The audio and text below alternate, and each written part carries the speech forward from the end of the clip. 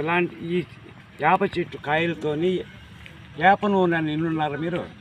వేప నూనె అది ఎందుకు మనకు వస్తుందో తెలుసా? మన తలలో చుండున్న ఆడపిల్లకాయలు ఎక్కువ పేలున్నా, ఇంకేదన్నా చిన్న చిన్న మచ్చలున్నా, ఇదిగాన కంటిన్యూ ఒక వారం కానీ అప్పీల్ చేసి బాగా 1 అవర్ కానీ ఉండిచ్చి తల స్నానం చేసి ఎటువంటిది ఉండదు తలలో. వేపాకు వేప నూనె ఈ గింజలతో తయారవుతుంది. ఈ ఆకు ఈ గింజతో వేప నూనె, లోపల ఉన్న గింజతో వేప నూనె, అదే వేప నూనె. అదే ఆయుర్వేద షాపుల్లో కూడా వేప నూనె అనేది ఇస్తారు.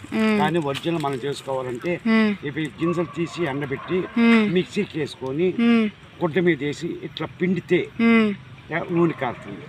దాన్ని వేసుకుంటే అది ఒరిజినల్ గా మనం తలకు పూసుకొని చుండికి, మచ్చలకి, అన్నిటికీ, పేలుకి, అన్నిటికీ చాలా చాలా విశిష్టమైనది. హాయ్, హలో, నమస్తే, అందరికీ నమస్కారం. అందరూ ఎలా ఉన్నారండి? నేనైతే చాలా చాలా బాగున్నాను. మీరందరూ కూడా బాగుండాలని మనస్ఫూర్తిగా కోరుకుంటున్నాను. సో చూసారు కదా, ఇవాళ వేప నూనెతో మనకు కలిగే లాభాలు ఏంటి, మనకి ఎన్ని సమస్యలు అయితే దూరం అవుతాయో చెప్పారు కదా. అలాగే వేపాకుతో కూడా మనకు ఎన్నో ప్రయోజనాలు ఉన్నాయండి.